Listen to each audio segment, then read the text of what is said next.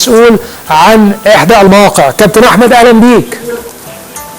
كابتن احمد، عندك احصائيه جميله عن مشاركات منتخب مصر في الدورات الاولمبيه ونجوم الهدافين، يا ريت تقولها لي سريعا. اهلا بيك يا دكتور واهلا بجميع الساده المشاهدين. هو انا كنت شاركت في الاولمبياد زي ما قلنا قبل كده 10 مرات. 10 مرات 10 مرات لو ممكن نقولها سريعا يعني 1920 و24 و28 و36 و48 و52 و60 و64 و88 و92. حققنا مركز رابع مرتين، 28 في امستردام وفي طوكيو 64. في المشاركه بتاعت 64 عملنا نتيجه يعني عالميه، ويعتبر ده رقم قياسي في الاولمبياد ان احنا جبنا اكبر عدد اهداف في مباريات الاولمبياد كلها على مدار التاريخ من 1908 الى اللي هي 2008. الهدافين مين يا احمد؟ مرمى كوريا الجنوبيه، وكان الكابتن مصطفى رياض ليه نصيب منهم 6 اهداف. في العشر مشاركات احنا لعبنا 28 مباراه وفوزنا ب9، تعادلنا ب3، 12 هزيمه للاسف يعني، واحرزنا 59 هدف ودخل مرمانا 68 هدف.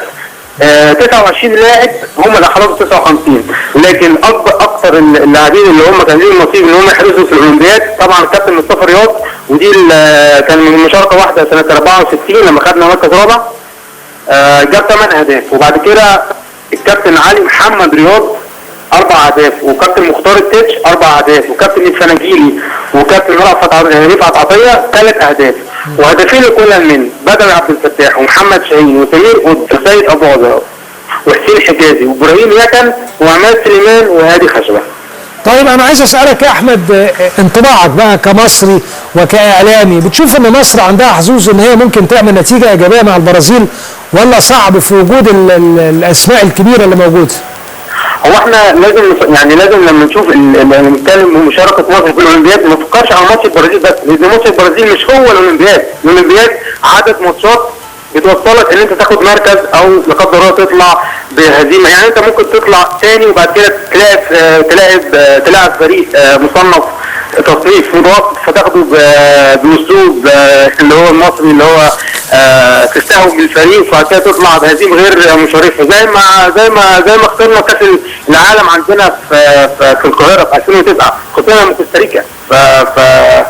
فلازم اهم حاجه التركيز في كل الماتشات، مش ماتش البرازيل بس. ماتش البرازيل فريق عالمي وليه مكانه، واي نعم البرازيل فريق عالمي وكل حاجه، لكن في الاولمبياد ما عندهاش رصيد، ما خدتش الذهبيه ولا مره، فدي حاجه برضه ما تخوفناش. يعني ايه انا عايز اقول ايه، ان لعيبه مصر كلها تركز في الماتشات كلها الثلاثه، وما تحسش ان ماتش البرازيل ده هو الاولمبياد. لو حسيت ان ماتش البرازيل ده هو الاولمبياد وخسرته يبقى هي خسرت الاولمبياد. عموما يا احمد بشكرك جدا، كل التوفيق ان شاء الله لمنتخب مصر، واحصائيات جميله جدا وبشكرك عليها. اذا مصر شاركت 10 مرات، هداف مصر في منافسات الدوره الاولمبيه مصطفى رياض اللي عنده رقم قياسي كمان انه سجل 6 اهداف في مباراه، حاجه جميله جدا وشيء رائع ان شاء الله.